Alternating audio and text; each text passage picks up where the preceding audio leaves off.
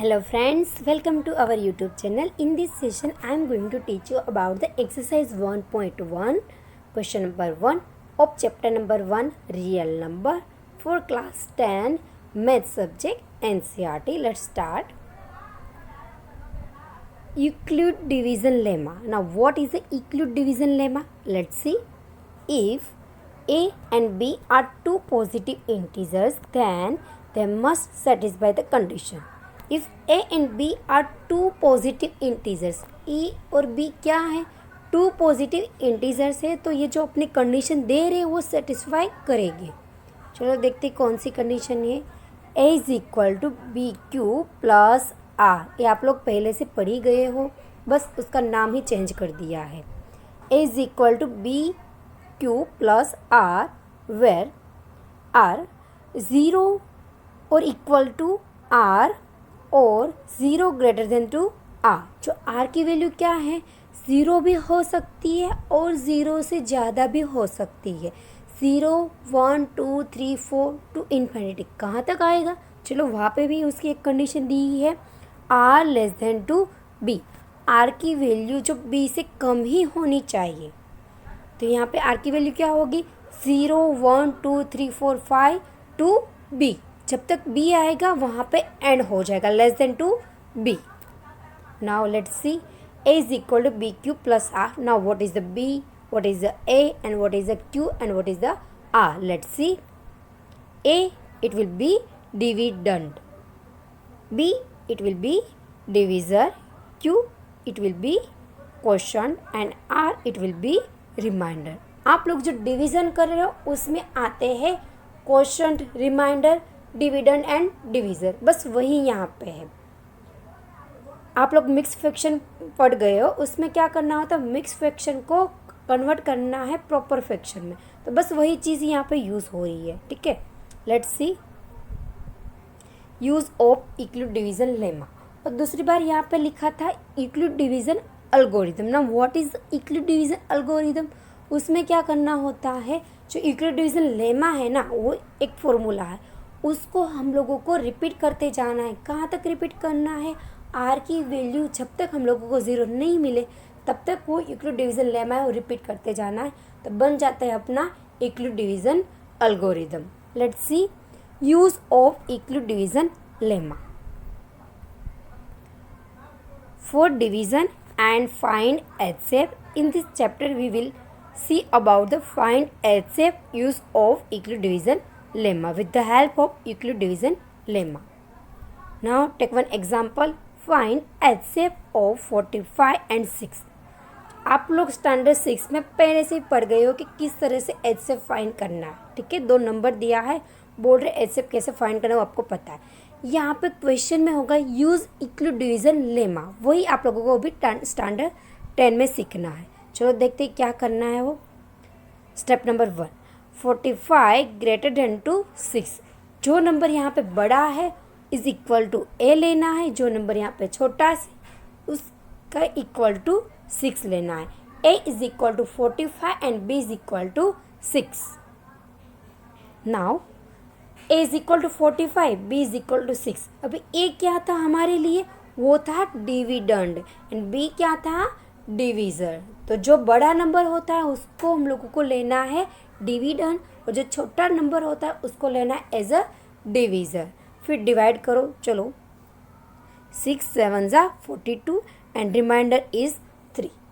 अभी मैंने क्या बोला था, जब तक हम लोगों को remainder r is equal to 0 नहीं मिले तब तक स्टेप रिपीट करते जाना है. अभी क्या हुआ, r is not equal to 3. जो भी वैल्यू यहाँ पे मिले उसको रखना है a is equal to B Q plus r. a it will be 45 is equal to b it will be 6 and q is a question is a 7. You can see here question is a 7 and remainder is 3. उसमें रख देते फिर बाद में सोचते हैं क्या करना है. Let's see. We get q is equal to 7 and r is equal to 3. Use Euclid division lemma, then put the value of a, b, q, r in the formula. Let's see. a is equal to 45, b is equal to 6, q is equal to 7 and r is equal to 3. अभी क्या करना है, r is not equal to 3 means our process will not be end here. उसके लिए ये process दूसरी बार हम लोगों को करना है। जो रिमाइंडर है अपना वो बन जाएगा divisor and divisor will become a dividend. Now remainder is a 3, remainder will become a divisor. Divisor के लिए हम लोगों ने क्या लिया है, b is equal to divisor is equal to 3 and जो हमारा डिविजर है वो क्या है यहाँ पे 6, it will become a dividend. a is equal to dividend is equal to 6. Let's see. So that a is equal to 6 and b is equal to 3. Divide them. Okay, 3 2s are 6 and remainder is 0. Now our process is AND. We get q is equal to 2, r is equal to 0. Use equal division lemma. 6 is equal to 3 multiplied by 2 plus 0. यहाँ पे जो a b q r की value है वो यहाँ पे रख देना है, इक्वल डिवीजन लेमा है उसमें।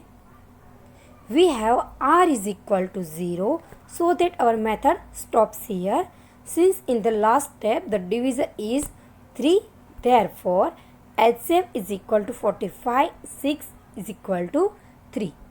अभी क्या करना, चलो रिमाइंडर तो 0 मिल गया, अभी हमारा HCF क्या है वही देखना है ना। जो हमारा लास्ट स्टेप तक जो भी डिविजर बन रहा है it will become our HCF of the given number.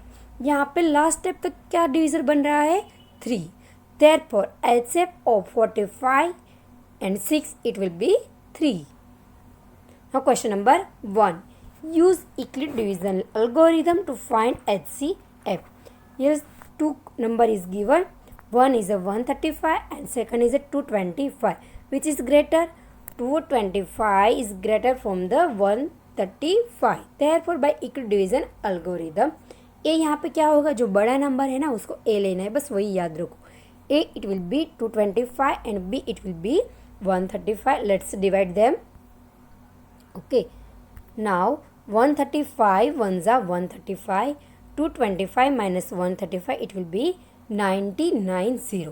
90 क्या है हमारा यहाँ पे remainder and quotient is a 1। जो यहाँ पे Q R A और B है उसकी वैल्यू रखना है यूक्लिड डिवीजन लेमा में। चलो देखते हैं। A is equal to BQ plus R. 225 is equal to 135 multiplied by 11 plus 90.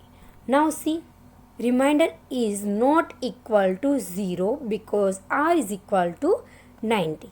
Then we have to do up this step again and again till remainder not will become 0. Now remainder 90 is not equal to 0. Thus again use division lemma.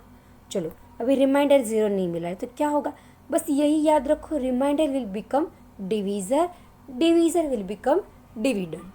Now r is equal to 90, then 90 will become a b and b divisor it will become a dividend a. Now a is equal to 135 and b is equal to 90. Let's divide them. 45. Our remainder is 45. Again this step we have to repeat.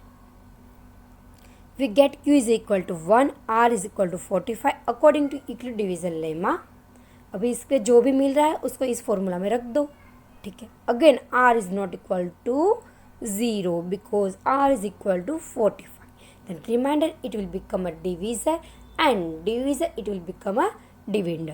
Okay, b is equal to 45 and dividend it is a 90, it will be a. A is equal to 90 and b is equal to 45. Let's divide them again. 45 to the 90 and remainder is 0.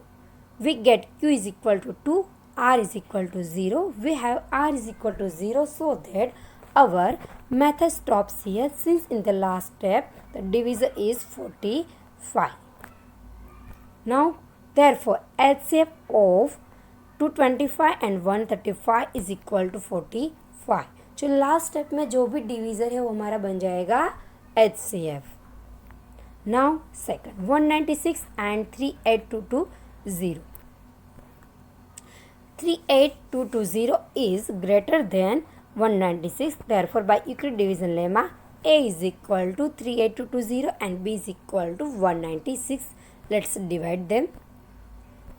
it will be 0. Remainder is 0. Then our process is stop here. जो भी यहाँ पे मिला है आप लोगों को A, B, Q, R, उसको इक्वल डिवीजन लेमा के फॉर्मूला में रख देना है. चलो रखते हैं. A is equal to 38220 and B is equal to 196, Q is equal to 195 and remainder is 0. R is equal to 0. Since we have R is equal to 0, so that our method stops here. Since in the last step the divisor is 195. Now, so that HCF of 196 and 38220, it will be 195. Now question number 3. 867 and 255. Now which is greater? 867 is greater than the 255. So that A is equal to 867 and B is equal to 255. चलो divide करते हैं हम लोग. क्या मिल रहा है? 255 multiplied by 3, it will be 765 and remainder is 102. Now Q is equal to 3, Q is equal to 3, R is equal to 102, A is equal to 867 and B is equal to 255. Let's see. इसको मैंने value यहाँ पे रख दिया. Again 102 is equal to R is not equal to 0. Therefore again use division lemma. जहाँ तक हम लोगों को रिमाइंडर 0 नहीं मिल रहा है तहाँ तक ए स्टेप है वो रिपीट करते जाना है हम लोगों को. Now A is equal to 255 and B is equal to 102. Let's divide them. 102 multiplied by 2, it will be 204 and 255 minus 202, it will be 51. Again remainder is not equal to 0. We have Q is equal to 2 and R is equal to 51. Let's put this value in the equal division lemma. A is equal to 255 and B is equal to 102. Q is equal to R and remainder R is equal to 51. Again 51 is not equal to 0, so that use equal division lemma. Now our remainder will become divisor, so the divisor is a B and B is equal to 51 and divisor it will become a dividend. A is equal to dividend is a 102, so that A is equal to 102. Let's divide them. 51 2s are 102 and remainder it will be 0. Now our process is stop here. We have R is equal to 0, so that our method stop here. Since in the last step the divisor is 51, so that HCF of 867 and 255 it will be 50. Thanks for watching. Please subscribe my channel, like, share and comment.